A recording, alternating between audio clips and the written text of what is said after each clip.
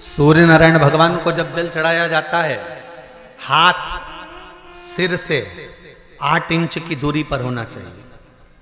जम के बोलिए, सिर से कितना ऊंचा होना चाहिए? 8 इंच ऊपर अपना हाथ होना चाहिए मस्तक से सूर्य को जल चढ़ाते समय। और ना चांदी का, ना स्टील का, ना लोहे का, ना प्लास्टिक का, ना कांच का, ना सोने का कोई बर्तन, ना कांसे का, ना एल्युमिनियम का, ना पीतल का, केवल एक पात्र होना चाहिए, वो है तांबे का। काय का पात्र होना चाहिए? तांबे का पात्र। और सूर्य नारायण भगवान को जब 8 इंच ऊपर तुम्हारा हस्त है और जब हम सूर्य को जल चढ़ा रहे हैं, कैसे जल चढ़ाना है वो भी समझ लीजिए। अगर कोई कैंसर का मरीज है, जिसके चेस्ट में कैंसर आ गया हो, लेफ्ट में, राइट में कहीं पर कैंसर आ गया हो, या कोई गठान आ गई हो, तो महाराज आप जल चढ़ाते समय उस जल की धार को सूर्य भगवान को जब चढ़ा रहे हो तो धार आपकी गठान की ओर जाना चाहिए, जिससे सूर्य की किरण उस जल में से आपके उस स्थान पर पड़े, उस जगह पर पड़े जहां पर गठान है। महाराज आप लगातार जल तो चढ़ाना चालू करो, अच्छे अच्छे डॉक्टर फेल हो जाएंगे और कह देंगे गठान ठीक हो गई। आपका लीवर और किडनी गड़बड़ कर रहा है, आप प्रतिदिन, आपका स्वास्थ्य गड़बड़ रहता है, आप प्रतिदिन ये ज्योतिष शास्त्र के अंतर्गत, रत्न शास्त्र के अंतर्गत, ये रत्न शास्त्र, ज्योतिष शास्त्र, रंग शास्त्र जो हमारे यहाँ है, रंगों के हिसाब से ये जितने रत्न होते हैं, माणिक हुआ, मोती हुआ, नीलम हुआ, मूंगा हुआ, पुखराज हुआ, ये क्यों कहते हैं ये पीला है, ये सफेद है, ये नीला है, ये लाल है, इसको शरीर में क्यों पहनाते हैं? उसका कारण होता है कि जब शरीर में पहनते हैं सूर्य की किरण उसमें पड़ती है, हमारे शरीर पर वो कलर का इफेक्ट पड़ता है, उस कलर को शरीर पर लगता है, और शरीर पर लगता है तो हमारा शरीर धीरे धीरे, हमारी जो इंद्रियां हैं वो सही होने लगती हैं, काम सही होने लगता है। तो आप कहते हो ना सब, मैं कौन सा नक पहनूं, मैं कौन सा मोती पहनूं, मैं कौन सा पुखराज पहनूं, मैं कौन सा नीलम पहनूं, वो ज्योतिष शास्त्र के अंतर्गत, रत्न शास्त्र के अंतर्गत जितने रत्न हम पहनते हैं ये केवल उस किरण के लिए ही तो पहनते हैं कि जो सूर्य की किरण मिले, उस किरण का प्रभाव हमारे शरीर पर पड़े। तो इन सबसे अच्छा है कि सुबह शंकर भगवान का नाम लो, तांबा का लोटा में जल भरो, 8 इंच ऊपर सिर से हाथ होना चाहिए, और सूर्य नारायण भगवान का दर्शन साधारण नहीं, जो जल तुम चढ़ा रहे हो वो जल की जो धार आ रही है उसमें सूर्य का दर्शन होना चाहिए, तो कैंसर की बीमारी कभी नहीं हो सकती। लीवर, किडनी, हार्ट, आपके हार्ट में अगर तकलीफ है, डॉक्टर ने कह दिया कि इसमें नस चोक है, आपको कहीं ना कहीं छल्ला डलेगा, आपको कह दिया इसमें कुछ ना कुछ प्रॉब्लम आ रही है, आप सूर्य को अर्घ देना चालू कर दो, सूर्य को जल चढ़ाना चालू कर दीजिए। आप सूर्य को जल चढ़ाओ, वो जल की जो तरंग आ रही है, वो जल जो निकल कर जा रहा है, उसकी जो किरण आपके हृदय पर, आपकी छाती पर पड़ रही है, नाड़ियों में पड़ रही है, नसों में पड़ रही है, उसका बल देखो तो सही। 1 महीना लगातार चढ़ाओ तो 15 दिन 20 दिन कर तो देखो। क्यों राम जी महाराज जल चढ़ाते थे? क्यों भगवान कृष्ण जल चढ़ाते थे सूर्य को? क्यों दशरथ जी महाराज जल चढ़ाते थे? क्यों कश्यप ऋषि जल चढ़ाते थे सूर्य को? सारे 33 कोटि देवता, सारे ऋषिवर, साधु संत सन्यासी तपस्वी साधक उपासक सब भगवान सूर्य को अर्घ दिया करते थे। क्यों देते थे? किस लिए? जब हम सूर्य नारायण भगवान को अर्घ देते हैं, जल चढ़ाते हैं, तो वो जल पृथ्वी पर जब गिरता है तो उसके छींटे हमारे शरीर पर लगते हैं। क्या वो ठीक है? क्या वो श्रेष्ठ है? तो शिव महापुराण की कथा कहती है, जब हम सूर्य को अर्घ देते हैं, सूर्य को जल चढ़ाते हैं, वो पानी जब पृथ्वी पर गिरता है, उसके छींटे हमारे शरीर पर लगते हैं, तो वो श्रेष्ठता का भाव निर्मित करते हैं, वो गलत नहीं हो सकता। कारण अब वो भी समझ लीजिए।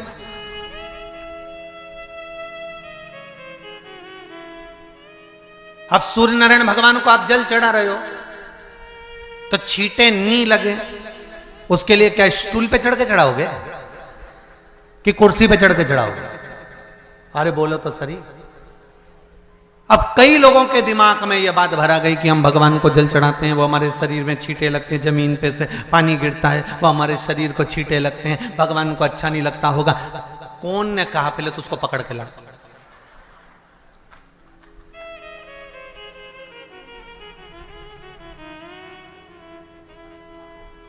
क्योंकि मेरे राम जी महाराज, मेरे भगवान कृष्ण, बड़े बड़े संत, साधु, सन्यासी, तपस्वी, साधक, उपासक जितने भी हुए, जिन्होंने सूर्य की आराधना करी, इन्होंने टेबल पे चढ़कर या कुर्सी पे चढ़कर जल नहीं चढ़ाया, इन्होंने पृथ्वी पर खड़े होकर ही, क्योंकि पृथ्वी तत्व के देव हैं शिव। जब हम मृत्यु लोक पर खड़े होकर, पृथ्वी पर खड़े होकर भगवान शंकर का भाग पृथ्वी तत्व को धारण कर कर जल को हाथ में लेकर जब समर्पित करते हैं, और जो जल नीचे गिरता है वो शरीर पर अगर लगता है तो हमको उसका आशीर्वाद ही प्राप्त होता है, दोष नहीं लगता। पर लोगों ने इसको विपरीत कर दिया। कि कौन ने विपरीत करा? कई लोगों ने इसको विपरीत कर दिया। कौन ने विपरीत करा? तो जो दूसरे धर्म के लोग होते हैं, जिनको हिंदू धर्म से नफरत होती है और जो हिंदू धर्म की पूजन, सेवा, अर्चना को समाप्त करना चाहते हैं, वो धीरे धीरे धीरे धीरे कहने लगे कि सूर्य को जल चढ़ाओगे तो शरीर में लगेगा, शरीर में लगेगा तो दोष लगेगा। इसको कह कहकर घर घर में सूर्य को जल चढ़ाना लोगों ने बंद कर दिया कि आप जल चढ़ाएंगे तो दोष लगेगा, शरीर पे छींटा लगेगा, शरीर को ऐसा लगेगा। ये दोष नहीं है। कितनी सुंदर बात है महाराज।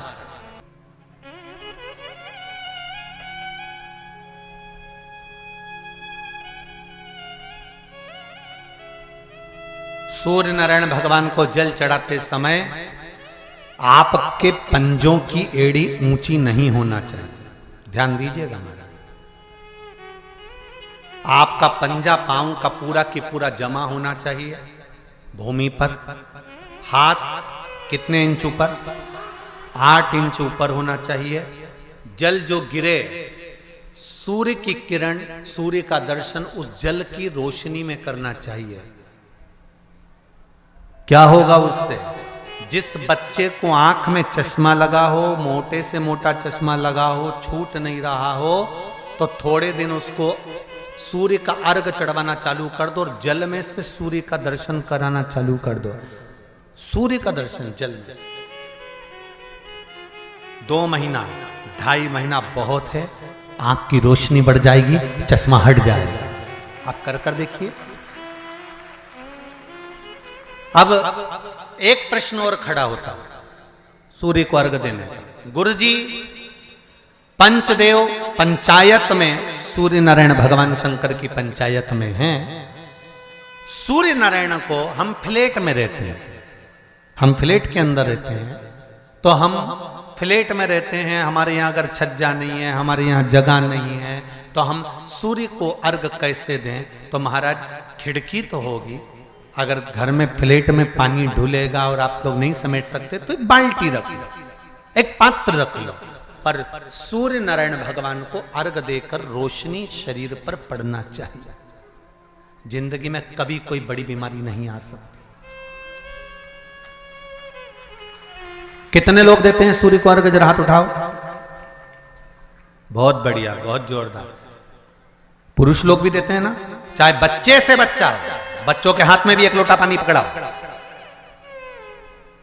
घर में छोटे बच्चे हो ना, उनको तांबे का लोटा दो, पानी दो, जा बाहर खड़े हो जा, 1 लोटा पानी चढ़ा के आओ। पहले दिन आप स्वयं बच्चे के साथ बाहर खड़ी हो, ओटले पर, घर के बाहर खड़ी हो, छत पे खड़ी हो या घर के बाहर खड़ी हो, और बच्चे से कह लो चढ़ाओ बेटा, देखो ऐसा हाथ 8 इंच ऊपर करिए, तांबे का लोटा लेकर पानी धीरे धीरे डोलना है। जैसे वो स्लो मोशन के सीन नहीं होते नाटक में, ये एकदम धीरे धीरे धीरे, बस नहीं तो मालूम पड़े छोरा छोरी एक साथ उंडेल के अंदर नहीं। जल चढ़ाते समय उस पानी में से सूर्य की किरण पड़ना चाहिए। सूर्य की किरण एक बात और कहना चाहूंगा, अगर आप लोग स्वीकार करेंगे तो, अगर कहीं आपको लगता हो कि बच्चा पढ़ने में कमजोर है, विद्या में कमजोर है, रिजल्ट अच्छा नहीं आ रहा, पढ़ने में कमजोर है, वो पढ़े, अपनी जगह पढ़े, वो कार्य करे अपनी जगह करे, मेहनत करे अपनी जगह करे। बच्चों को कह दो कि कुछ समय के लिए सूर्य को अर्घ देना चालू कर। सूर्य की किरण जहां पर ब्राह्मण या हिंदू धर्म का व्यक्ति मस्तक पर तिलक लगाता है, भुकुटियों के बीच में उस सूर्य की किरण इस भुकुटी के बीच पड़ना चाहिए, परंतु पानी कम से कम ना करते हुए स्लो मोशन में धीरे धीरे गिरना चाहिए, एकदम धीरे धीरे। तो यहां एक रेखा सूर्य की किरण से पड़ती है।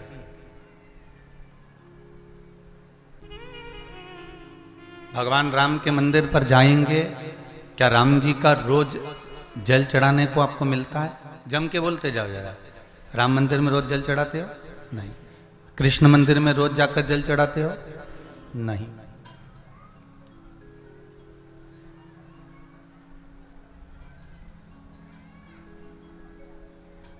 किसी भी देवता के मंदिर में रोज जाकर जल नहीं चढ़ाया जाता, पर दो इस शिव पंचायत के दो देव ऐसे हैं जिनको रोज जल चढ़ाया जाता है।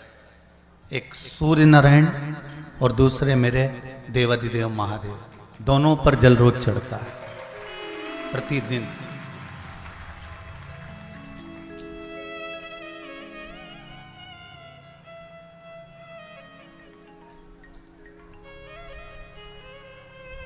शिव पंचायत में जो दो देव विराजमान हैं, ये कोई साधारण नहीं है महाराज।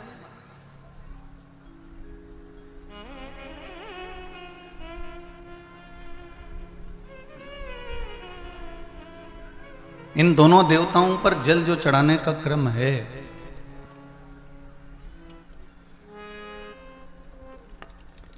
और दोनों ही देव, चाहे मेरे भास्कर देव हों, सूर्य देव हों, आदित्य देव हों, चाहे मेरे देव अधिदेव महादेव हों, दोनों पे जल चढ़ाने का महत्व है।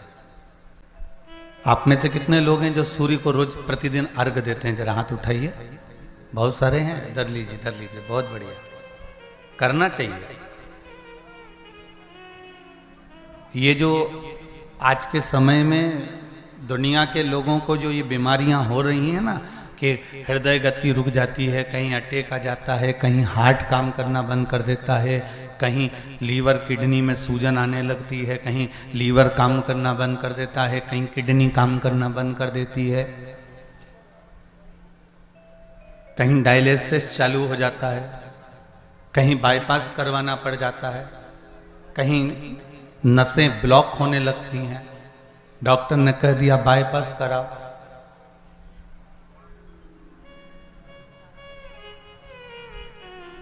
सारी बीमारियों को, सारे रोगों को समाप्त करने का यदि कोई तरीका है, कोई उपासना है, कोई नियम, कोई धर्म, कोई अनुकूल, कोई भगवत सेवा है, तो वो शंकर के शिव पंचायत में जो ये 5 देव विराजमान हैं, इनकी सही तरीके से अगर पूजन को समझ लिया जाए, इनके नियम को समझ लिया जाए, तो ऐसी कोई बीमारी नहीं जिसका इलाज नहीं है। महाराज, अगर समस्या है तो समस्या कितनी भी बड़ी से बड़ी हो, कितनी बड़ी से बड़ी हो, अगर समस्या बड़ी है तो समस्या का हल भी निश्चित है।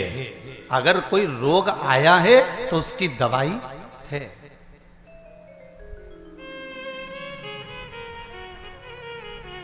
कोई दुख, कोई तकलीफ, कोई कष्ट आया है, कोई रोग आया है, कोई बीमारी आई है, कोई दुख आया है, तो उसका हल है, उसका हल निकले।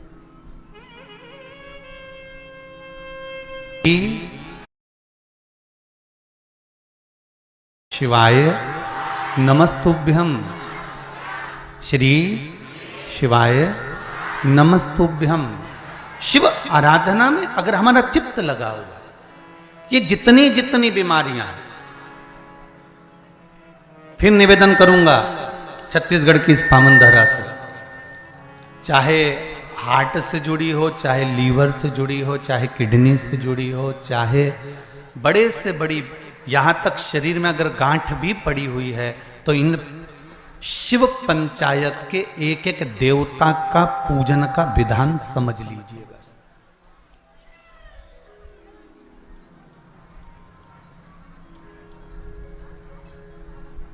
एक एक देवता का हमें विधान समझना।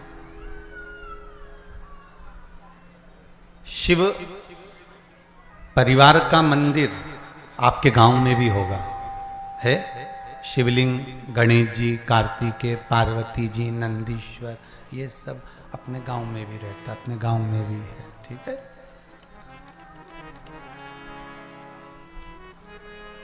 शिव पंचायत बोलते जाओ। 5 कौन कौन? भगवान विष्णु, गणेश जी, दुर्गा भवानी, सूर्य नारायण भगवान और भगवान शंकर, ये 5, ये शिव पंचायत के देव हैं।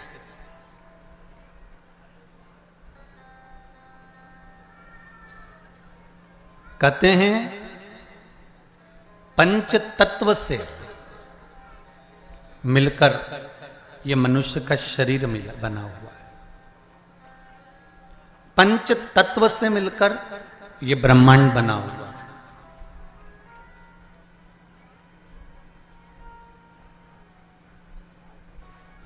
पंच तत्व से मिलकर ही शरीर है और पंच तत्व से मिलकर ही ब्रह्मांड। 5 देव, जब हमारा शरीर छूट जाता है, आत्मा चली जाती है, शरीर जब पड़ा रहता है, तब इसको अग्नि में दिया जाता है। अग्नि में देते हैं तो ये 5 भाग अलग अलग इसके चले जाते हैं। पंच तत्व का शरीर।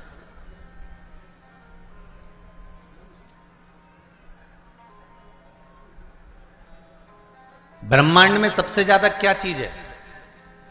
पृथ्वी की पानी। अगर आप नेट पर सर्च करेंगे, निकालेंगे, करेंगे, कहीं सुना होगा तो सबसे ज्यादा है जल। शरीर में भी सबसे ज्यादा क्या है? अरे जम के तो बोलो, जल। सबसे ज्यादा जल। पंच तत्व के 5 देव शिव पंचायत में है।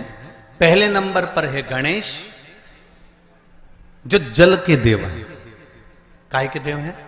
जल के। शरीर में भी अगर जल है तो उसके देव श्री गणेश जी महाराज हैं, और मृत्यु लोक में भी अगर जल है तो उसके देव श्री गणेश जी महाराज।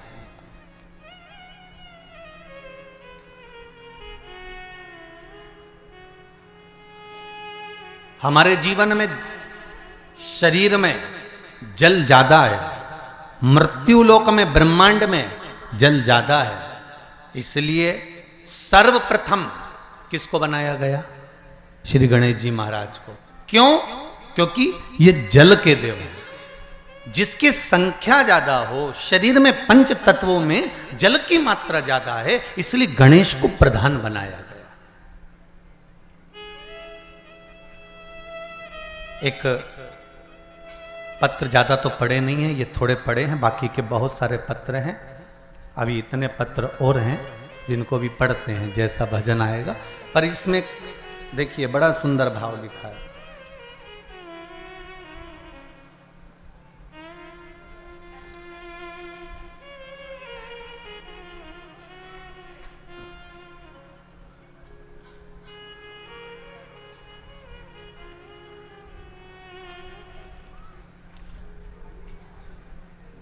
रानू गोस्वामी पाटन, जिला दुर्ग से हैं। कहीं हैं? आप ही हैं? जरा दोनों हाथ हिला दो एक बार। हर हर महादेव। दीदी आपने पत्र लिखा है, रानू गोस्वामी पाटन, जिला दुर्ग से।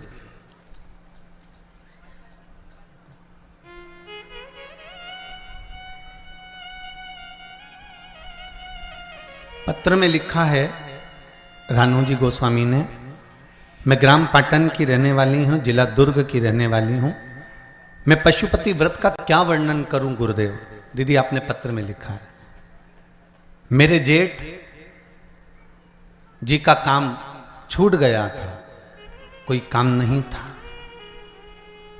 आपकी भिलाई में कथा जब शुरू हुई तब हम लोगों ने सुनी थी। कथा सुनने के बाद पशुपति नाथ का व्रत किया, जिसके प्रभाव से उनको पुनः काम मिल गया, और काम भी मिला तो ऐसा कि जो सोचा ही नहीं था, ये शिव की कृपा से प्राप्त हुआ। पत्र में लिखा है। और इसी पत्र में पंचदेव के जल देव का वर्णन भी आया, उसको समझिएगा जरा, देखिए।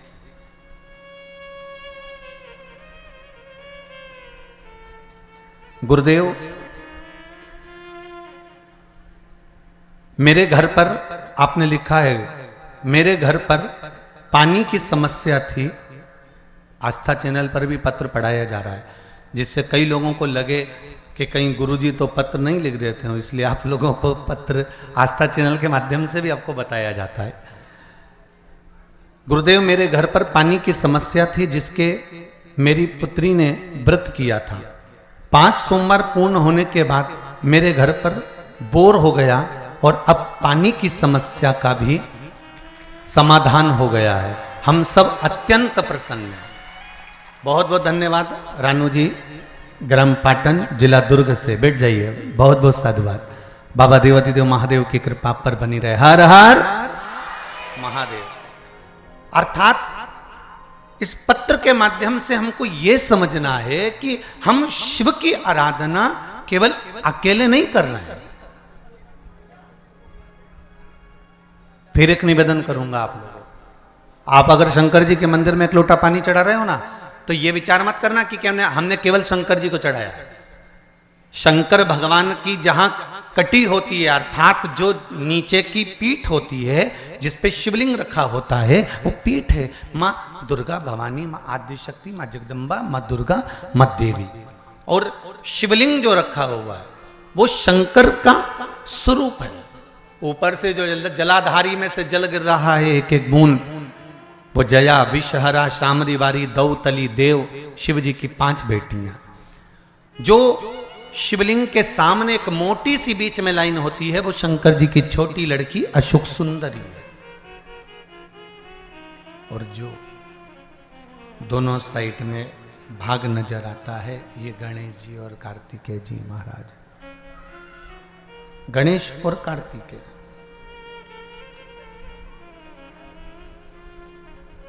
जहां से जल निकलकर बाहर जाता है मंदिर के बाहर की ओर जाता है, वहां और शिवलिंग के पास में 33 कवटी देवताओं का स्थान होता है।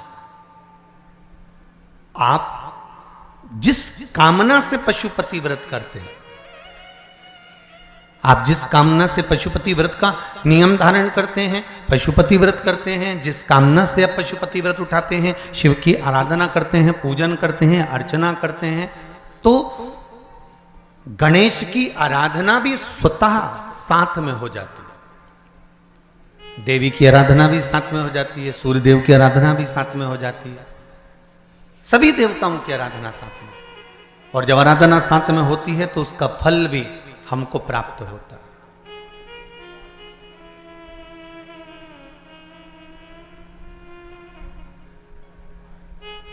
उसका फल भी हमको मिलता है। जैसे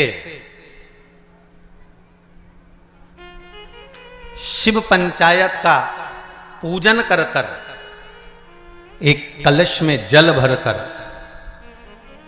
पुष्य नक्षत्र में, और वो भी गुरु पुष्य में, ब्रह्म मुहूर्त में कलश में जल भरकर 5 बेलपत्री शिव, गणेश, दुर्गा, सूर्य नारायण और विष्णु भगवान, इन 5 के नाम से जब हम कलश के अंदर डाल देते हैं, और डालने के बाद में गुरु पुष्य के ब्रह्म मुहूर्त में सुबह 4 बजे के करीब में हम जहां हमारा मन पड़े वहां पर अगर बोर लगवा देते हैं तो पानी तो निकलना ही होता है। ऐसा हो ही नहीं सकता कि जल ना निकले, जल निकलेगा ही।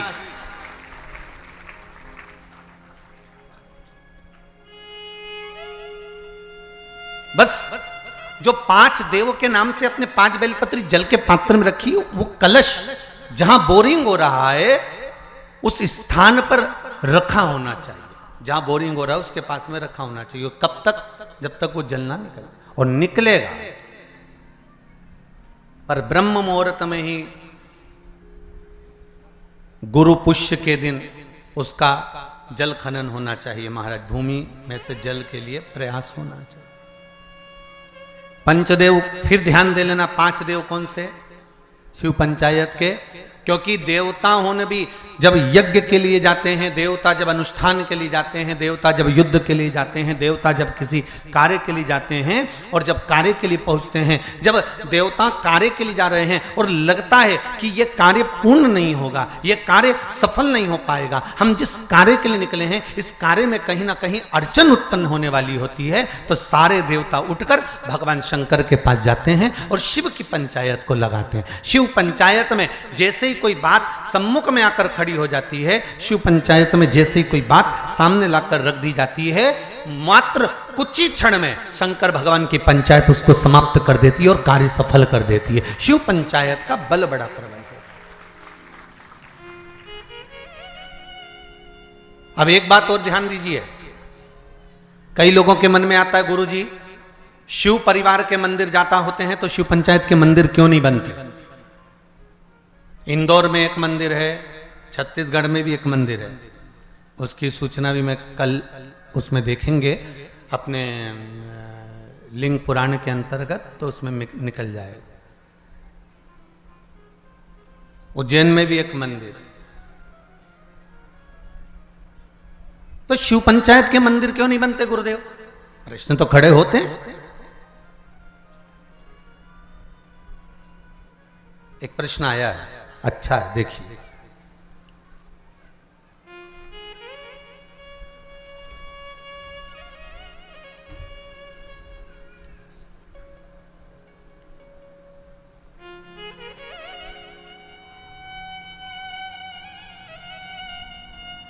पायल चावड़ा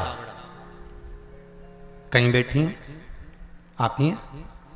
दोनों हाथ हिला दो एक बार। हर हर महादेव। सुंदर प्रश्न करा है बेटा आपने। मां, बहुत अच्छा प्रश्न है। शिवजी, गुरुदेव आपसे पूछना है, शिवजी आदि और अंत कुछ नहीं है तो उनकी उत्पत्ति भी नहीं हुई है, तो छिपरा मैया उनकी बहन कैसे हुई? कृपया कथा बताएं। बहुत सुंदर प्रश्न है भाई, जोरदार ताली बजाओ। बैठो दीदी, बैठो। बहुत सुंदर प्रश्न के लिए बहुत बहुत धन्यवाद। ऐसे प्रश्न अगर उपजे ना, लोग फालतू के प्रश्न करें ना तो वो आनंद ना आए, और जो प्रश्न काम के हैं ना, ऐसे प्रश्न अगर आए ना तो कथा का भी आनंद बढ़ जाए, कथा का भी एक रोचकता बढ़ती है इन प्रश्नों के माध्यम से। अब आपने लिखा है कि शिव की उत्पत्ति या अंत है ही नहीं, अजन्मा है शंकर।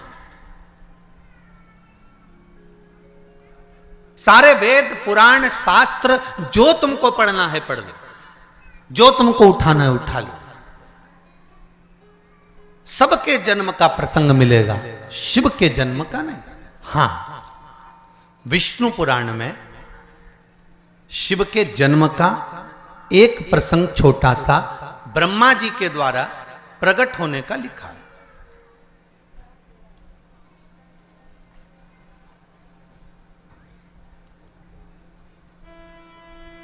अब एक बात समझने वाली है, आजन्मे शिव हैं तो उनकी बहन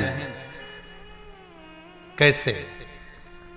तो शिव महापुराण कहती है, स्कंद पुराण का काशी खंड और उज्जैनी खंड आप अगर ध्यान देंगे तो उसमें मिलेगा आपको, श्रवण करेंगे आप या उसको पढ़ेंगे उज्जैनी खंड के अंतर्गत, काशी खंड के अंतर्गत स्कंद पुराण में, तो उसमें एक बात बड़ी सुंदर लिखी है स्कंद पुराण में।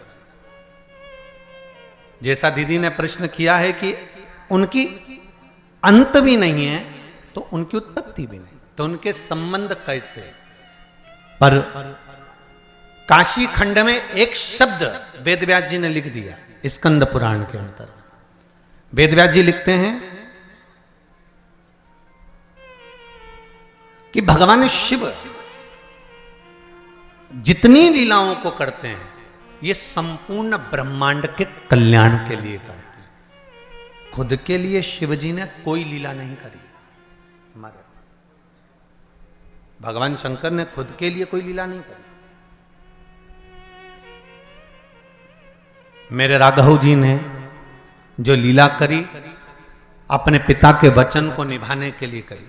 मेरे भगवान कृष्ण ने जी लीला करी वो अपने माता पिता के अनुकूल करी है, पर मेरे शंकर मेरे नारायण जो लीला करते हैं वो लीला का क्रम देवताओं के हित के लिए भी होता है। पर मेरे भगवान देवादिदेव महादेव जितनी लीला को करे हैं, मेरे शंकर भगवान ने जो जो धारण करा, जो जो लीला करी, चाहे माता सती को भस्म करवाया हो, चाहे पार्वती के साथ में मंगल विवाह हुआ हो, चाहे गणेश जी महाराज का प्रागट्य हुआ हो, चाहे कार्तिकेय बाबा का प्रागट्य हुआ हो, चाहे जया विषहरा शामली बारी दौतली या अशोक सुंदरी का प्रागट्य हुआ हो, चाहे शिव की जितनी लीलाओं का क्रम आता है, ये शंकर भगवान ने स्वयं के लिए नहीं, शंकर भगवान ने संपूर्ण जनमानस के कल्याण के लिए अर्थात जनमानस को प्रेरणा देने के लिए करी।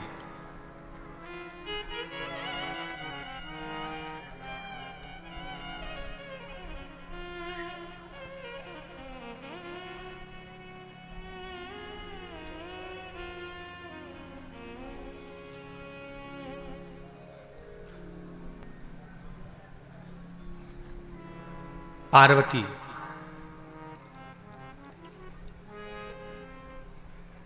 नर्मदा, मां गंगा, क्षिप्रा, सरयू, मंदाकिनी, गोदावरी, कृष्णा, भारत की भूमि की जितनी पवित्र नदियां हैं, भारत की भूमि की जितनी पवित्र नदियों का उद्गम है,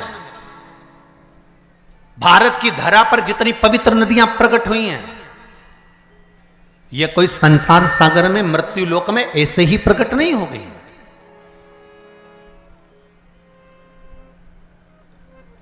देव अधिदेव महादेव के पास में बारंबार सारी नदियों के लिए प्रागट्य के लिए निवेदन किया गया, पंचायत में यह सिद्ध किया गया, तब जाकर इन नदियों को प्रकट किया गया।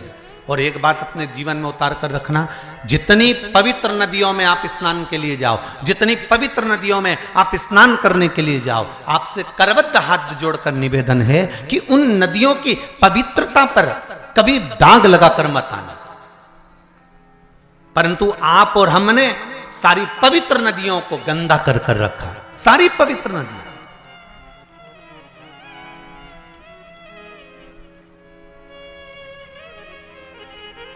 मैं कहूंगा यमुना के घाट पर बसा है दिल्ली। दिल्ली कहां पर बसा हुआ है? यमुना के घाट पर बसा हुआ है। आगरा यमुना के घाट पर बसा हुआ है। मथुरा और वृंदावन यमुना के घाट पर बसा हुआ है। बड़े बड़े तीर्थ मां नर्मदा के घाट पर बसे हुए हैं। बड़े बड़े तीर्थ मां गंगा के घाट पर बसे हुए हैं। बड़े बड़े तीर्थ मां कृष्णा के घाट पर बसे हुए, गोदावरी के घाट पर बसे हुए हैं। ये पवित्र पवित्र नदियां जिनको देवता स्वयं अपने लोक से लेकर मृत्यु लोक में आए हैं। एक भी नदी इस भूमंडल पर नहीं थी, परंतु कहीं शंकर भगवान ने कहा, कहीं देवी ने कहा, कहीं सूर्य ने कहा, कहीं किसी ने कहा, सबने कहीं ना कहीं इनकी आराधना करी है और इनको मृत्यु लोक पर लाने के लिए अथक प्रयास करा, अथक प्रयास। अगर आप शिव पंचायत की कथा को सुन रहे हो तो अपने जीवन में एक बात उतार कर रखना कि शिव पंचायत में एक एक नदियों के उद्गम की कथा का वर्णन है महाराज। और सारे देवताओं ने घोर तप कर कर, घोर घोर तप कर कर इन नदियों को पृथ्वी पर लेकर आए, भूमंडल पर लेकर आए। और नदियां जब भूमंडल पर आ गई, जरा विचार करिए, हजारों हजार वर्ष तक ऋषियों ने, संतों ने, साधुओं ने, देवताओं ने तप साधना करी, तब ये नदियां पृथ्वी पर आई। और पृथ्वी पर आने के बाद ये नदियां इतनी पवित्र रही। और आज उन संतों लोग तो इन नदियों को लेकर आ गए, और हम क्या कर रहे हैं? इन नदियों को ओझल करते जा रहे हैं, इन नदियों को छुपाते जा रहे हैं, इन नदियों पे मकान बनाते जा रहे हैं। कहीं गंदा पानी, कहीं नालों का पानी, कहीं गंदगी, सब इन पवित्र नदियों में भेजते जा रहे हैं। और विचार कर रहे हैं कि यमुना मैया हमें तार देगी, विचार कर रहे हैं गंगा मैया हमें तार देगी, विचार कर रहे हैं नर्मदा मैया हमें तार देगी, क्षिप्रा मैया तार देगी। तो कैसे तारेगी?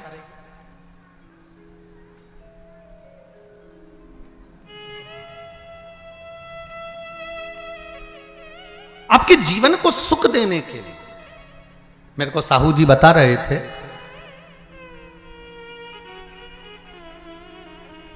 श्री दिनेश जी कह रहे थे कल गाड़ी में, कहे गुरुजी हमारे क्षेत्र के प्रशासन को हमने सूचना दी है कार्यक्रम की, तो प्रशासन के द्वारा गुरुदेव हमने जब कहा कि छोटे छोटे तालाबों में और नहर में पानी रहेगा, तो जितने सारे भगत या कथा सुनने के लिए आ रहे हैं उनको नहाने में या आदि कादि कोई कार्य में तकलीफ नहीं होगी। तो प्रशासन ने बात मानकर नहरें चालू कर दी और नहरों से पानी भर दिया तालाबों में। मैं धन्यवाद दूंगा यहाँ के प्रशासन को।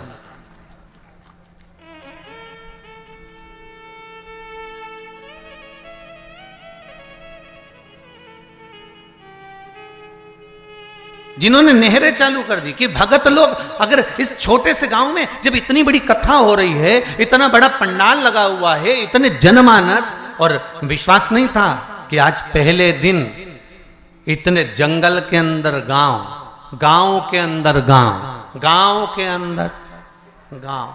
हम भी गाड़ी में पूछते रहे इनसे कि हम सीहोर से चले भोपाल, भोपाल से उतरे कौन सा गढ़, डोंगरगढ़, माँ भमलेश्वरी के दरबार, और डोंगरगढ़ से फिर चले तो निकलते निकलते निकलते निकलते वो महाराज छुरिया है।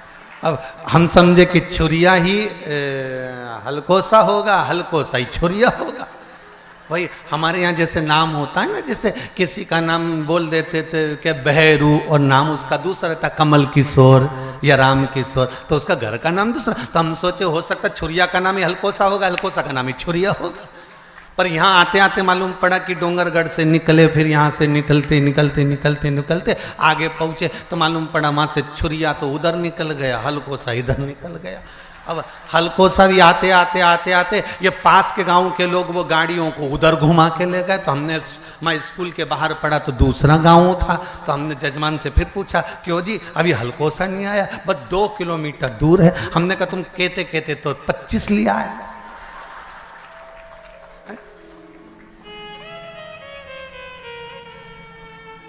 पर साहू जी बहुत बहुत आनंद का विषय ये है कि इस हलकोसा गांव में जिसने छत्तीसगढ़ वालों ने कथा नहीं सुनी वो बाद में पछताएगा, ये पक्का है।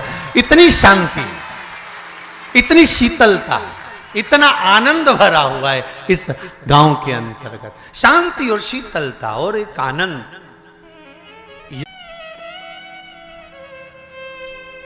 वो सुख है।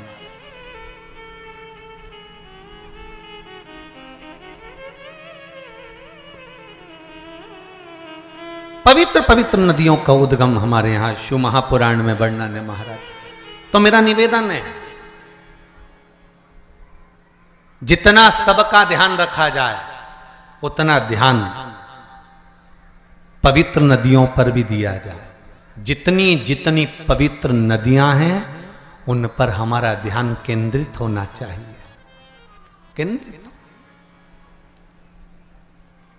करोड़ों रुपए नदियों की सफाई पर खर्च हो जाते हैं, पर पता नहीं पड़ पाता कि वो नदी की सफाई हुई कि रुपए की सफाई हुई।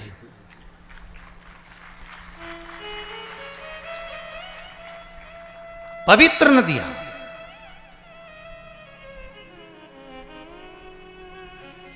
चाहे गंगा हो, यमुना हो, सरयू हो, क्षिप्रा हो, सरस्वती हो, ये सब मेरे देवादिदेव महादेव ने जिनको प्रकट करा है, इन नदियों को लेकर आए। जैसे जीजी ने प्रश्न करा कि शिव आजन्मा है, शंकर आजन्मा है, तो उनकी बहन कैसे हुई? शिव महापुराण की कथा कहती है कि भगवान शंकर को एक दूषण नाम के राक्षस का संहार करना था, जो ब्राह्मण के बच्चों का रक्त निचोड़कर पी रहा था। तो शिव लीला करने के लिए एक नदी को प्रकट करना चाहते हैं।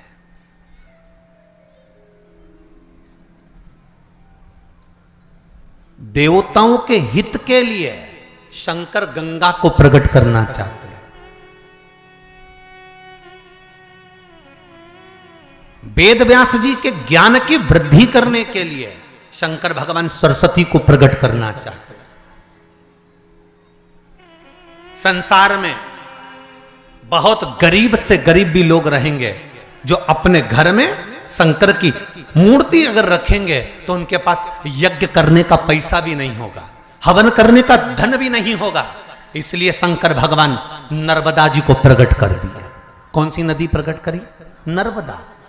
तो पूछा नर्मदा नदी को प्रकट करने का कारण क्या था? शंकर भगवान से पंचायत में बैठे हुए देवताओं ने, भगवान विष्णु ने, भगवान सूर्य ने, माता जगत जननी दुर्गा भवानी ने, श्री गणेश जी महाराज ने, सबने प्रश्न करा कि भोलेनाथ आपने नर्मदा को क्यों प्रकट करा? तो शंकर भगवान कहते हैं नर्मदा को प्रकट करने का केवल एक कारण है कि नर्मदा का जो कंकर निकलेगा वो शंकर होगा। इसको ना यज्ञ की जरूरत है ना अनुष्ठान की जरूरत है, जिसने ले जाकर बिठा दिया वो वहीं सिद्ध हो जाएगा, वो वहीं सिद्ध हो गया।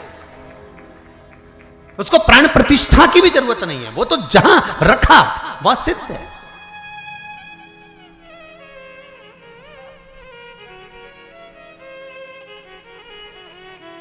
मेरा भोला शिव शंकर ओघड़दानी दयालु दातार संपूर्ण विश्व के कल्याण के लिए लीला करता है। इसलिए नर्मदा का कंकर शंकर कर दिया।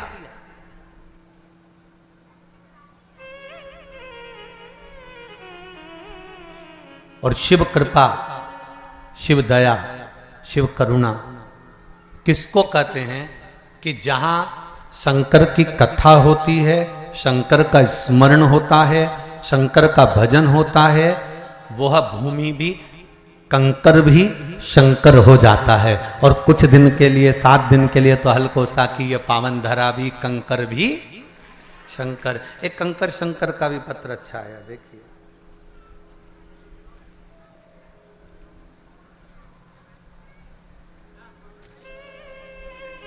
दीपक साहू,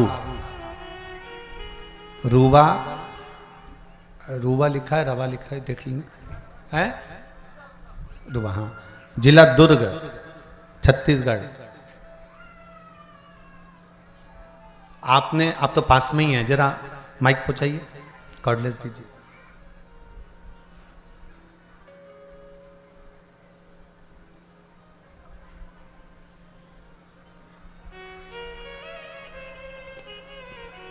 आपने पत्र में लिखा है, गुरुदेव रुद्राक्ष महोत्सव चल रहा था कुबेरेश्वर धाम पर, और रुद्राक्ष महोत्सव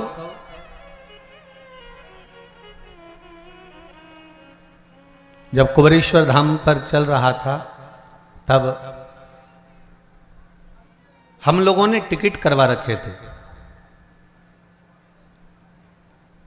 10 लोगों के सबके टिकट हुए और सबने टिकट करवाए। गुरुदेव सबके टिकट कैंसिल भी हो गए क्योंकि आपने व्यासपीठ से सबको आने के लिए मना कर दिया था। सही है? श्री शिवाय नमस्तुभ्यम। श्री शिवाय नमस्तुभ्यम गुरुजी। कहाँ से हैं बाबू आप? ग्राम रुदा, जिला दुर्ग। कहाँ है ये?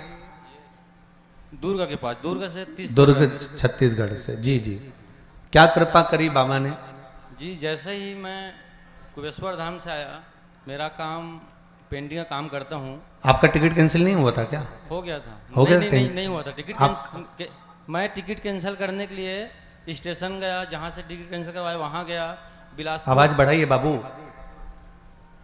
हाँ, मैंने टिकट कैंसिल करने के लिए स्टेशन गया और जहाँ से करवाया वहाँ गया, वहाँ से भी नहीं हुआ तो बिलासपुर फ़ोन लगाया मेरे दोस्त रेलवे में हैं, बोले आपका टिकट कैंसिल नहीं हो पा रहा है।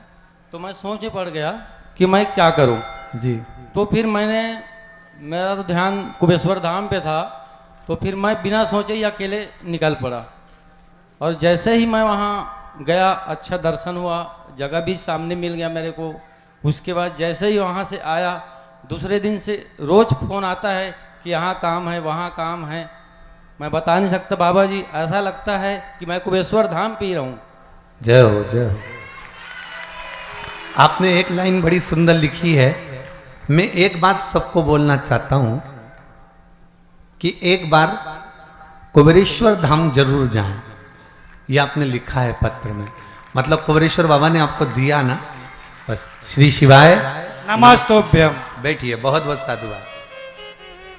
शिव कृपा ही ऐसी है। अब जहां जैसे लिखा है इन्होंने, दीपक जी साहू ने, कि गुरुदेव सबके टिकट कैंसिल हो गए, मेरा नहीं हुआ। मतलब कहीं ना कहीं बाबा को बुलाना था। अब आपने बिलासपुर तक विचार कर लिया टिकट कैंसिल करने के लिए, सारा दम लगा लिया, पर शिव को नहीं कराना था। शंकर ने बुलाया और आप चले भी गए, पहुंच भी गए, और बाबा ने कृपा करी, और ऐसी कृपा करी कि 10 जगह से काम के लिए फोन आना चालू हो गया, और बाबा ने आपको काम दे भी दिया। ये शिव की कृपा। आप विश्वास रखकर अगर कथा को श्रवण कर रहे हैं, विश्वास रखकर कथा स्मरण कर रहे हैं, मैं फिर निवेदन करूंगा, भले आस्था चैनल पर कथा सुन रहे हो, चाहे मोबाइल पर कथा सुन रहे हो, चाहे फेसबुक यूट्यूब पर कथा सुन रहे हो, चाहे पंडाल में बैठकर कथा सुन रहे हो, आपकी चित्त वृत्ति मन विश्वास के साथ अगर कथा सुन रहा है, तो ये मानकर चलना कि 3 महीने में बाबा कुंवर भंडारी आपके भंडार भर ही देगा, ये पक्का है। आप उससे प्रार्थना तो करो। शिव पुराण कह रही है महाराज,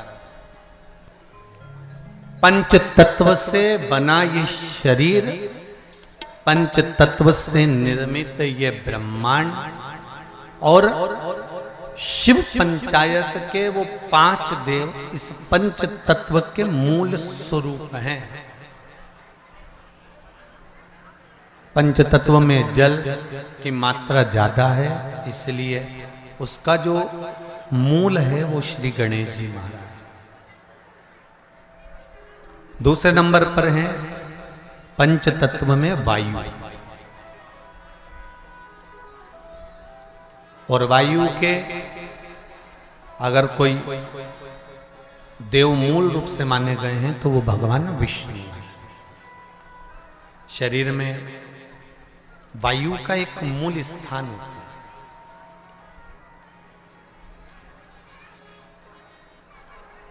जैसे कई लोग कहते हैं, गुरुजी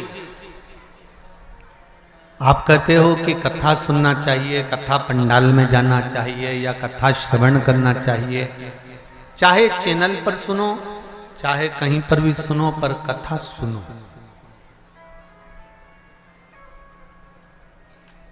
भाई, एक बच्चे ने प्रश्न किया था कि आप कहते हो कि भगवान सब जगह पर है, तो फिर हमारी मम्मी तुम्हारी कथा में क्यों जाती है? जब भगवान सब जगह पर है तो हमारी मम्मी को कथा में जाने की जरूरत क्या? हमने भी वही कहना चाहते हैं। हवा सब दूर है, बोलो सही है कि गलत है? बोलते जाओ जरा जम के, सही है। हवा सब जगह पर, और गाड़ी के पहिया पंचर हो गया हो, उसकी हवा निकल गई हो, और तुम किसी से जाकर कहो कि तुम पहुंच गए छुरिया में, और वहां जाकर तुमने कहा कि साहब हमारी गाड़ी के पहिए की हवा निकल गई है, और कोई तुमसे कहे हवा तो सभी जगह पर है, हवा की कोई कमी नहीं। अभी हम छुरिया तो नहीं गए, पर जाएंगे जरूर एक बार। नाम इतना जोरदार है तो घूमने में क्या दिक्कत है? तो कोई तुमसे कहे कि सब हवा निकल गई है पहिए की और हवा, तो वो कोई तुमसे कहे ज्ञान की बातें, हवा तो सभी जगह है। तो सब जगह है तो पहिए की हवा सभी जगह है, सभी जगह। ठीक। अब तुमने सोचा ये तो पागल है, इसके क्या मुंह लगना। फिर किसी के पास गए, वहां जाकर तुमने कहा भैया हवा, हमारी गाड़ी के पहिए की हवा निकल गई। तो वो तुमसे कि हवा तो अच्छे अच्छे की निकल जाती है।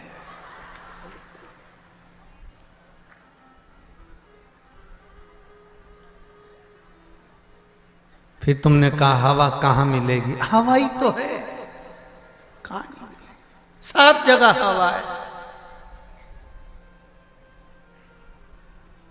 मनुष्य में भी हवा भरी हुई है। ओहो, 4-5 जगह गए और हवा कहीं पूछा, फिर कहीं गए, साहब गाड़ी के पहिए की हवा निकल गई, हवा कहां मिलेगी। का फ्री है, सब जगह है, पहिए में हवा डलवाना। फिर कोई ने कहा ये हवा की दुकान है, यहाँ एक मशीन लगी हुई है, उस मशीन से टायर में हवा, जम के बोलो जरा, भरी जाती है। बिना मशीन के टायर में हवा भरा जाएगी क्या? बोलते जाओ जरा दमदारी से।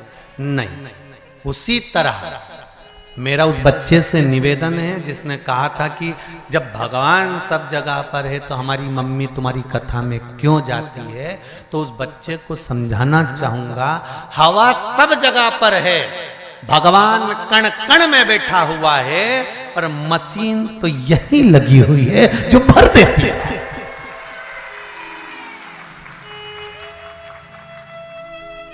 बिना मशीन के टायर में हवा नहीं भरा सकती।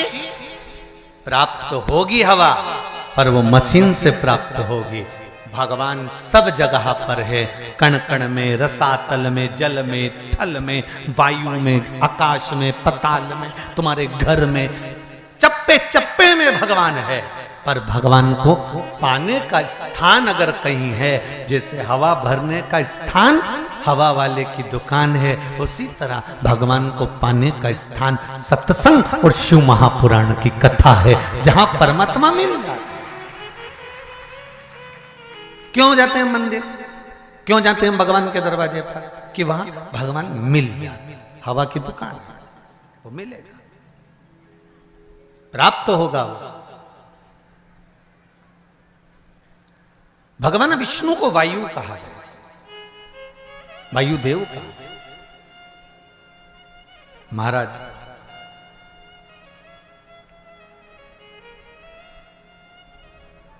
इस मनुष्य के शरीर में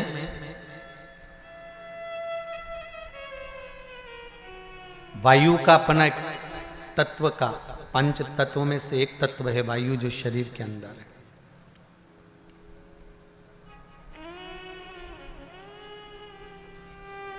और उस वायु को एकाग्रित रखने के लिए हमारे यहां मंत्रों का प्रभाव है, मंत्रों की प्रबलता है।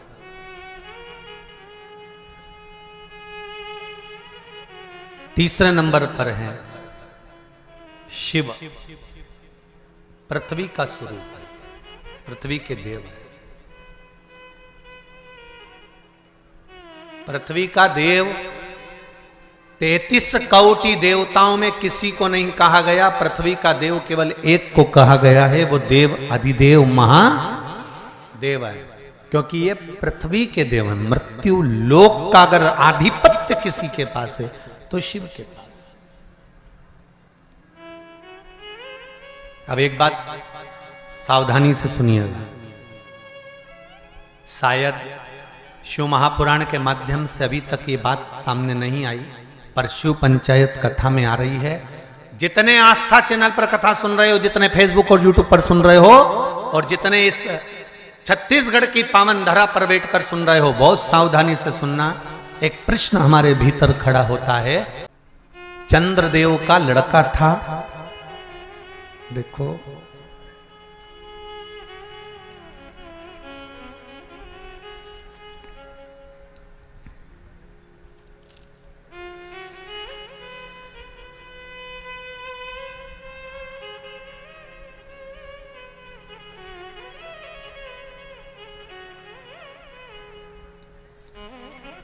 चंद्रदेव का लड़का था वर्चा। क्या नाम था? जम के बोलिए जरा। वर्चा। सुंदर प्रसंग है शिव पंचायत शिव महापुराण का। जब संसार के हित के लिए, संपूर्ण विश्व कल्याण के लिए ब्रह्मा जी ने 33 कोटि देवताओं को बुलाया और बुलाकर ब्रह्मदेव ने कहा कि हे देवताओं, मृत्यु लोक में द्वापर में भगवान कृष्ण, भगवान विष्णु कृष्ण के रूप में अवतरित होने जा रहे हैं। सारे देवता अपने अपने पुत्रों के साथ में, अपनी अपनी पुत्रियों के साथ में, पुत्र वधुओं के साथ में, धर्म पत्नियों के साथ में 33 कोटि देवता द्वापर में रूप रख रख कर आप भी जन्म लो, आप भी प्रकट हो, क्योंकि भगवान कृष्ण। सारे देवता जाने लगे पर चंद्रदेव ने मना कर दिया। चंद्रदेव बोले कि मैं तो चले जाऊंगा, मना नहीं है, अगर आप कहते हो तो मैं चले जाऊंगा, मैं जाकर रूप रख लूंगा और भगवान कृष्ण की सेवा में लग जाऊंगा, पर मेरा बेटा वर्चा, चंद्रदेव कहते मेरा पुत्र वर्चा नीचे नहीं जाएगा।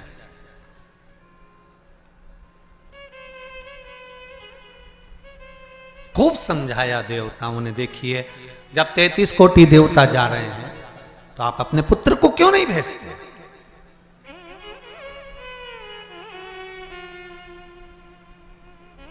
शिव महापुराण की कथा एक बड़ा सुंदर बात कह रही है।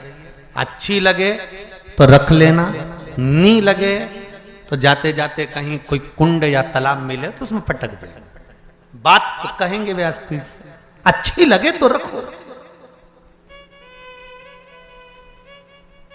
देवता कह रहे हैं चंद्रदेव, वर्चा को, आपके पुत्र को आप मृत्युलोक में भेजो, जनहित के कल्याण के लिए।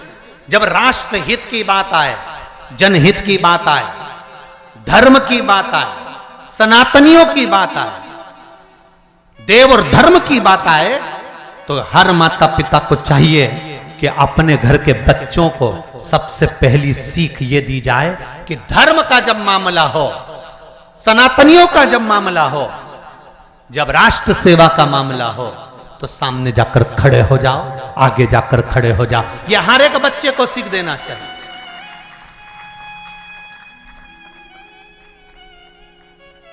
पर हम अपने बच्चों को सीख देते हैं, कहां जा रहा है? अरे मम्मी,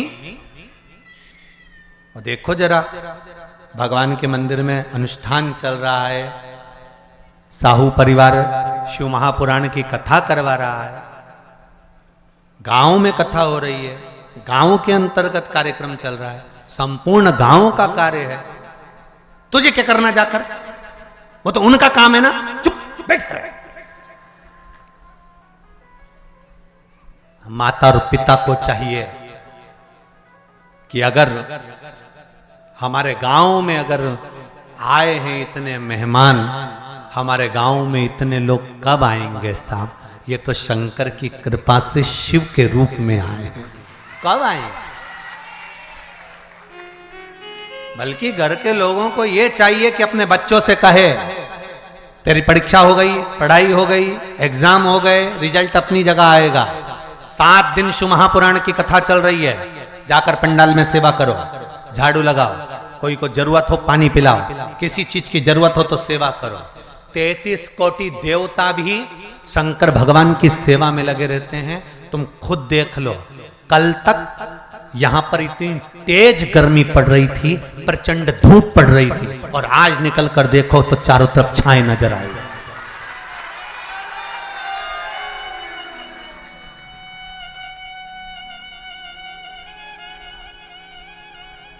कार्यकर्ता कह रहे थे, गुरुजी इतनी गर्मी, इतनी गर्मी, इतनी गर्मी, इतनी गर्मी कि कपड़े तक पसीने में नहा रहे हैं। अब बोलो, गर्मी किस किस को लग रही है आज? जम के तो बोलो जरा, लग रही कहीं? सूर्य नारायण भगवान को भी शंकर जी ने कह दिया जरा छाता लगा ले थोड़ी देर के लिए, 3 घंटा कथा चल रही है। ये शिव कृपा। और पूरे पंडाल में 2 बजे कथा चालू हुई है और 2 बजे से लेकर अभी जो भी टाइम हो 4:30 बजने वाली है। और उतनी देर में तुम देख लो पूरी जगह छांव ऐसी सब दूर धूप पड़ रही है और यहाँ पूरे पंडाल के आसपास ऐसा लग रहा है जैसे भगवान खुद हवा कर रहा, खुद कृपा कर रहा। तो ये शिव कृपा नहीं तो और क्या है? शिव दया नहीं तो और क्या?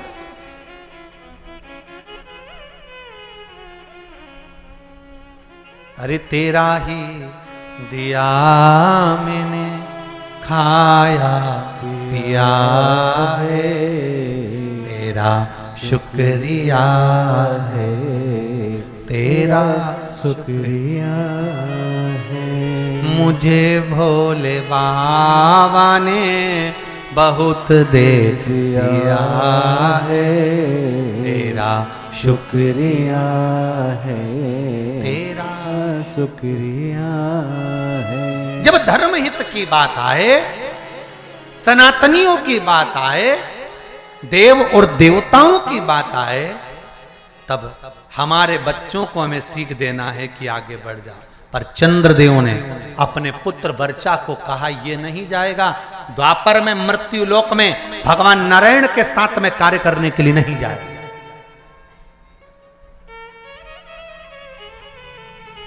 वर्चा को सूचना मिली, वर्चा को खबर मिली। कई लोगों के मन में एक प्रश्न आता है, भगवान कृष्ण पांडवों के साथ थे? बोलो तो थे ना? भगवान कृष्ण अगर पांडवों के साथ थे, भगवान कृष्ण को मालूम था अभिमन्यु चक्रव्यूह में फंस चुका है, भगवान कृष्ण चाहते सुदर्शन उठा के अभिमन्यु को बचा सकते थे।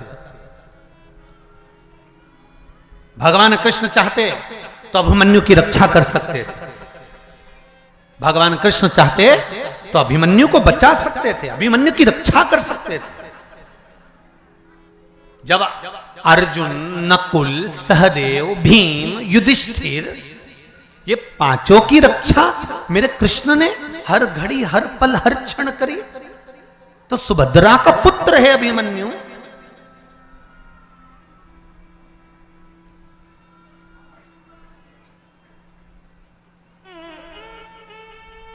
अर्जुन का पुत्र है अभिमन्यु,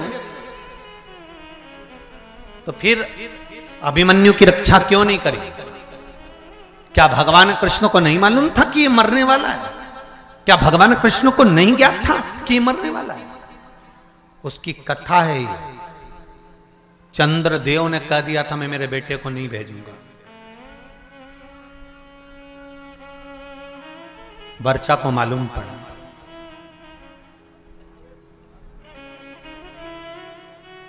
और वर्चा को मालूम पड़ा कि मेरे पिता चंद्रदेव ने मना कर दिया है जनहित के कार्य के लिए, देवहित के कार्य के लिए। क्यों? क्योंकि पुत्र का मोह नहीं छूट रहा, पुत्र आसक्ति नहीं छूट रही। कई लोग आपसे पूछेंगे पूर्व समय में अभिमन्यु कौन था जिसकी रक्षा मेरे कृष्ण ने नहीं करी? पांडवों की रक्षा करी पर अभिमन्यु की रक्षा नहीं करी। लोग आपसे प्रश्न करेंगे, आपको उत्तर देना पड़ेगा। घर के छोटे बच्चे पूछेंगे मम्मी चक्रव्यूह में अभिमन्यु पड़ा था, महाभारत देखकर कहेंगे जब भगवान कृष्ण पांडवों के साथ थे तो अभिमन्यु की रक्षा क्यों नहीं करी? तो आपको बताना पड़ेगा कि अभिमन्यु पूर्व समय में चंद्र का पुत्र वर्चा था और इसकी रक्षा क्यों नहीं करी, वो भी कथा वर्णन कर रही है। ये शिव पंचायत, शिव महापुराण में चरित्र आता है हमारा। अभिमन्यु का पूर्व का नाम था वर्चा, चंद्र का पुत्र।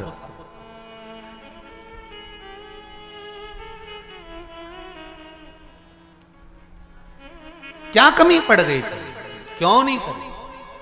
वर्चा को मालूम पड़ा कि मेरे पिता ने मुझे मना कर दिया, मेरे पिता ने कह दिया कि मृत्युलोक में मेरा पुत्र वर्चा नहीं जाएगा, क्योंकि पुत्र आसक्ति, पुत्र मोह, पुत्र का स्नेह बड़ा प्रबल हो।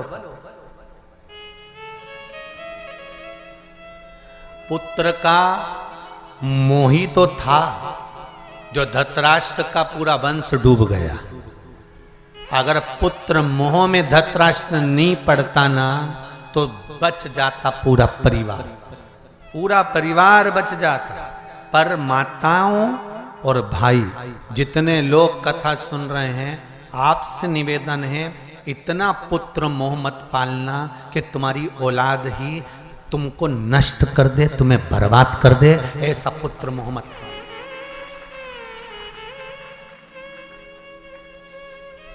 बहुत पुत्र मोह है आज के जमाने में। मेरा बेटा, मेरा बेटा, मेरा छोरा, मेरा छोरा, मेरा छोरा, और छोरा छोरा छोरा।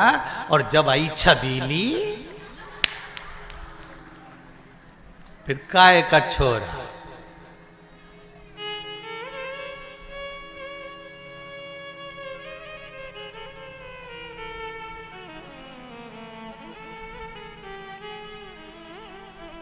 फिर तो छोरा छबीली के नेन पे चले।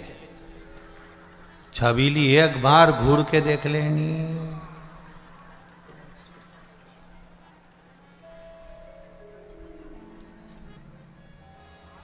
इतना बल।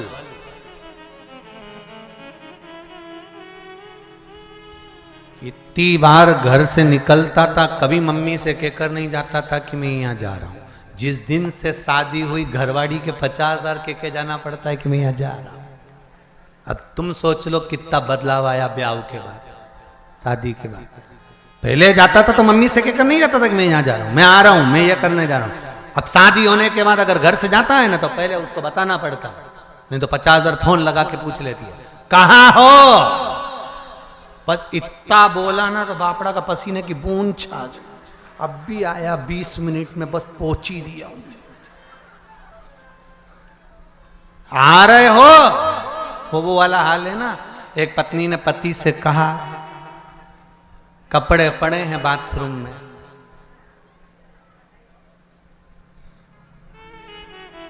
धो देना, नहीं तो मैं धो दूंगी। अब समझदार पति था, समझ गया अगर कपड़े नहीं धोए तो ये अपने को, मतलब एक ही लाइन बोली उसने, जगदम्बा ने, बाथरूम में कपड़े पड़े हैं, धो देना, नहीं तो मैं धो दूंगी। अब उतने में समझदार पति समझ गया कि अपन को धोना जरूरी है, नहीं तो ये अपने को धो देगा। तो बेचारा नहाया बाद में, पहले वाने कपड़े ही धोया क्योंकि उसको मालूम था नहीं तो अपने धो देगी दारू। तो ये निवेदन है आप सबसे। बच्चों को वर्चा ने कहा अपने पिता चंद्र से कि आप पुत्र मोह में पड़े हो, पुत्र मोह की आसक्ति है आप।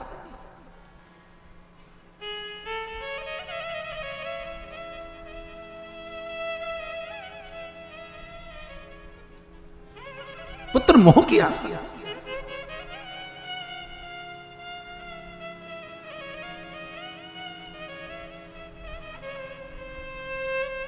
बेटा,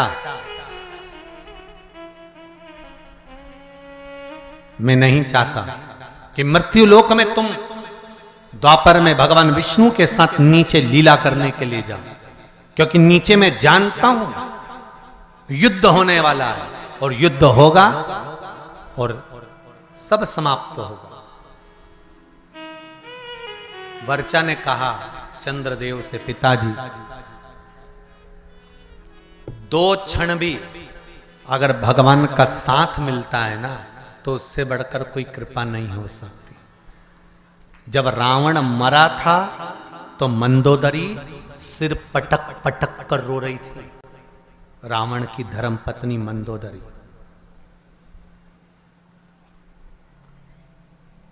तो भगवान राम ने मंदोदरी से जाकर कहा, मंदोदरी तुम राजमाता हो, मंदोदरी तुम लंका की राजमाता हो, तुम रानी हो लंका की, पति के लिए वियोग कर रही हो। पति के लिए रो रही हो? मंदोदरी कहती है, कौन कहता है कि मैं पति के लिए रो रही हूं? मंदोदरी कहती है, क्या आप मुझे अज्ञानी समझते हो? मंदोदरी राम जी से कहती है, क्या मुझे आप अज्ञानी समझते हो? भगवान ने पूछा क्यों? मंदोदरी कहती है, यह अज्ञानता की बात है कि किसी के मरने पर रोया जाए। आया है सो जाएगा राजा रंक फकीर, एक सिंहासन चढ़ गया दूसरा गया बंद जंजीर। ये तो संसार सागर है, जो आया है उसको जाना है। कोई अच्छे से जाएगा, कोई बुरे से जाएगा, मरना तो सबको है, चाहे तुम बादाम खाओ चाहे रोटी खाओ। राख का ढेर सबका बनना। कहीं की ब्यूटी क्वीन भी होगी ना, उसके मरने के बाद राख क्वीन नहीं होगी।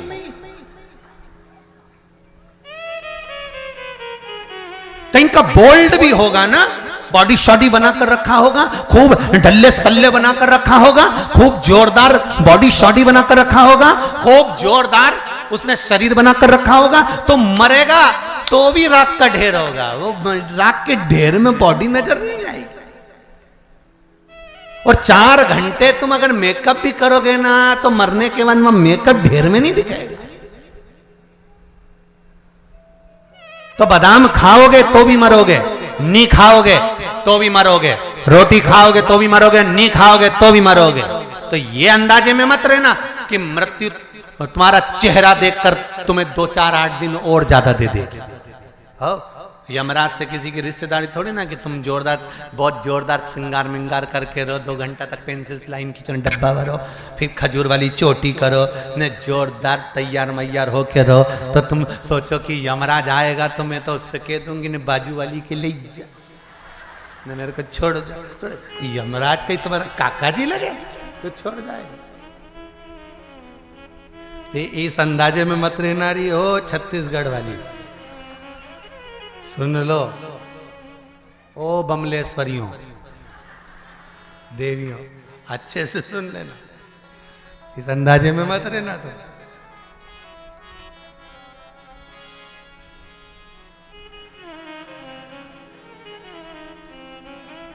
अरे महाराज,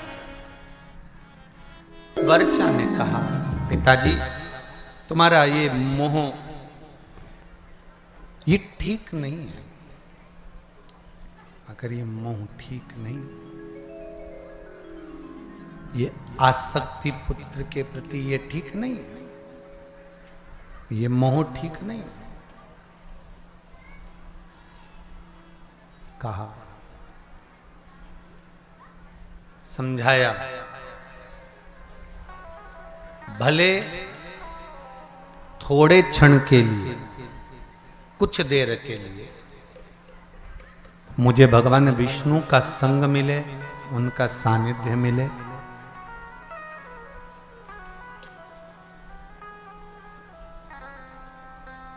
पर मिला तो सही ना।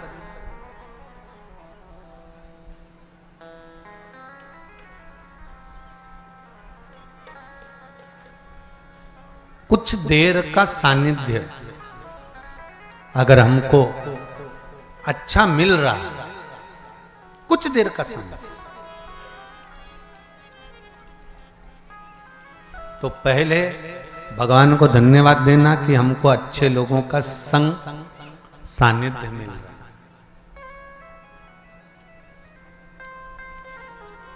वर्चा ने कहा, चंद्रदेव के पुत्र बोले, आप चाहते हो कि मैं आपके करीब में रहूं, पर मैं चाहता हूं कि अगर मेरे नारायण भगवान विष्णु कृष्ण अवतार लेकर जा रहे हैं, लेने जा रहे हैं, तो मैं 2 क्षण उनका सानिध्य प्राप्त करूं, भले 2 क्षण के लिए जाऊं, पर जाऊं।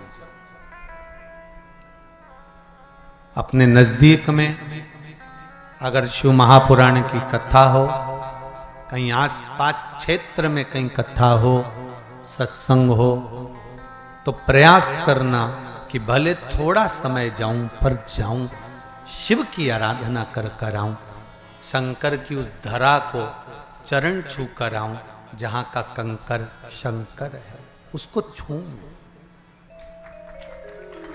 भले 2 क्षण। पर जाऊं, वहां पहुंचूं।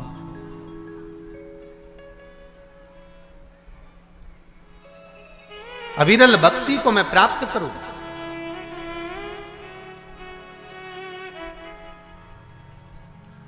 शिव आराधना में मैं डूबूं।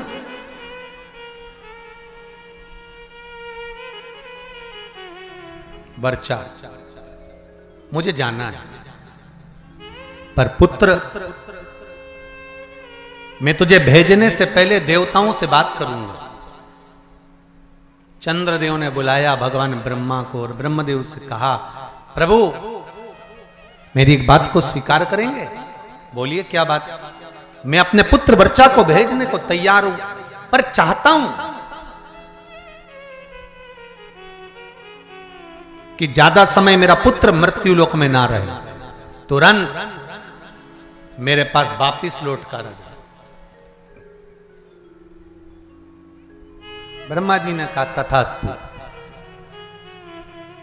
जब भगवान विष्णु का कृष्ण अवतार होने वाला था तब ब्रह्मदेव ने हाथ जोड़कर भगवान विष्णु से, कृष्ण से कहा था, हे कन्हैया कृपा करना, आप अर्जुन को, नकुल को, सहदेव को, भीम को, युधिष्ठिर को और भी जितने जितने हैं इनको बचा लेना, पर चंद्र का पुत्र वर्चा जो अभिमन्यु बनकर जन्म लेगा इसको मत बचाना, क्योंकि इसके प्राण छूटेंगे, ये तुरंत अपने पिता के पास चले जाए। कई लोगों ने प्रश्न खड़े करे, भगवान कृष्ण सबको बचा सकते थे तो इनको क्यों? एक प्रश्न और आता है, कई लोग प्रश्न खड़े करते हैं कि केदारनाथ जी में त्रासदी मची थी, ने इतने मर गए थे, भगवान अगर थे तो भगवान ने क्यों नहीं बचाया? तुम्हारा जब जन्म होता है ऊपर लिखा पड़ी होती है कितने समय के लिए जाना चाहते हो, सील ठप्पे ऊपर से लगे होते हैं, नीचे नहीं। जब अभिमन्यु जन्म ले रहा है तो वर्चा स्वयं चंद्रदेव करेंगे, मेरा पुत्र मुझे शीघ्र चाहिए।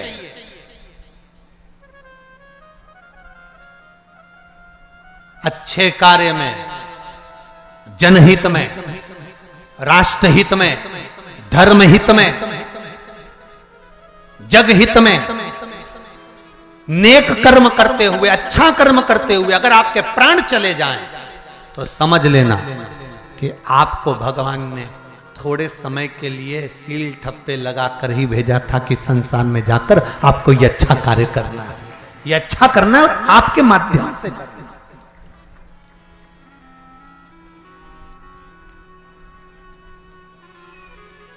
जाओ आप ये कर्म करो। वर्चा अभिमन्यु बनकर जन्मे, आए, कर्म करा, स्वयं भगवान कृष्ण को ध्यान में था कि अभिमन्यु को घेर लिया गया है, इसको छुड़ाना चाहिए, पर नहीं छुड़ाया। अर्जुन ने कहा मेरा पुत्र मर रहा था और आपने बचाया नहीं। भगवान के कैसे बचाऊं, क्योंकि ऊपर से लिखा पढ़ी कर कर आया था कि मैं थोड़े समय के लिए जाऊंगा, थोड़े समय के लिए जाऊंगा और जाकर ये कार्य करूंगा। तो फिर थोड़े समय के लिए आया, लिखा है, जो समय लिखा है वो लिखा है। महाराज, जैसे शिव महापुराण की कथा में देवराज की कथा आती है कि देवराज आया, शिव के मंदिर तक गया, अंत में प्राणों को त्यागे और शिव धाम में चले गया। चंचुला देवी का प्रसंग आता है जो बिंदुक प्रेत योनि में पड़ जाता है और चंचुला देवी शिव का स्मरण करती है। काशी में नंदन वन में घूमती घूमती प्राणों को त्याग देती है और कैलाश धाम मिल जाता है।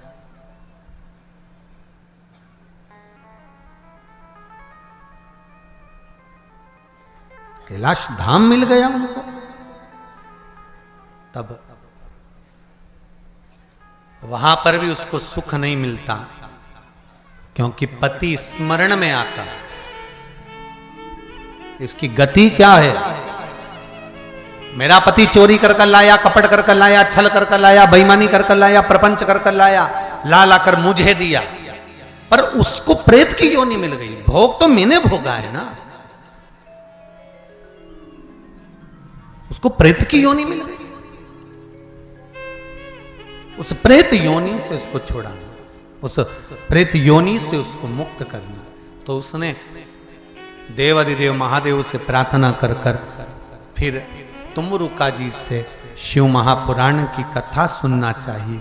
शंकर और पार्वती ईश्वर जी और गोरा जी बनकर पधारे। हमारे बीच में ईश्वर जी और गोरा जी आ रहे हैं, जोरदार ताली बजाकर स्वागत करें शंकर और पार्वती का। ईश्वर जी गोरा जी बनकर, गणा और गोर बनकर पधार रहे हैं। बोल काशी विश्वनाथ भगवान की जय। ईश्वर जी और गोरा जी पधारे हैं, जोरदार ताली बजाएं भगवान शंकर और पार्वती का, जो सुंदर आनंद के साथ में शिव पार्वती कथा को श्रवण करने के लिए जा रहे। गणा और गोर बनकर कथा सुनाने वाले कोई दूसरे नहीं, कथा सुना रहे हैं श्री तुमरुका जी। एक निवेदन, तुमरुका कोई साधारण नहीं है, भगवान शंकर के प्रबल गण हैं, उपासक हैं, भक्ति में शिव की डूबने वाले, शंकर की आराधना में डूबने वाले तुमरुका जी। और फिर निवेदन करूंगा, कई पत्र हैं आप लोगों के जिसमें आप लोगों ने लिखा है कि बाबा ने कितनी कृपा करी है। पत्र तो बहुत सारे पढ़ नहीं पाते, पर निवेदन, जिस नारी का गर्व न ठेरता हो, कई वर्ष हो गए हो, सफेद आंकड़े की जड़ लेकर शंकर भगवान पर से 21 बार घुमाकर तुमरुका जी का नाम लेकर उसको कमर में रजस्वला धर्म के 7वें दिन मंदिर में ही उसको कमर में बांध लेना चाहिए और बाबा से निवेदन करना चाहिए। उस जड़ को लेकर आना है तो पति पत्नी दोनों साथ जाएं, सफेद आंकड़े की जड़ को लेने के। ये नहीं कि पत्नी किसी नौकर चाकर से बुलवा ले या पति खुद लेकर आ जाए या पत्नी स्वयं लेकर, दोनों को जाना चाहिए और शिव नाम का स्मरण करना चाहिए, शंकर का भजन करना चाहिए, कीर्तन करना चाहिए। उसको कमर में बांधो, शिव नाम की भक्ति में डूबे, बाबा देवाधिदेव महादेव से प्रार्थना करे। विश्वास रखो, कई लोगों को बाबा ने संतान दी, आपकी भी झोली बाबा भरेगा जरूर। तुमरुका जी का स्मरण, भगवान तुमरुका जी ने शिव महापुराण की कथा कहना प्रारंभ करी। भगवान देवाधिदेव महादेव पार्वती जी के साथ में सुंदर शिव महापुराण के यजमान बनकर कथा को श्रवण करने के लिए आनंद के साथ पहुंचे हैं। यजमान शिव और पार्वती का पूजन कर रहे हैं, आरती का क्रम प्रारंभ होगा। भाव भक्ति से, आनंद से भगवान शंकर का आनंद भावपन सब यहाँ दर्शन कर रहे हैं। यजमान परिवार सुंदर आनंद से ईश्वर जी और गोरा जी का पूजन कर रहे हैं। बोल काशी विश्वनाथ भगवान की जय।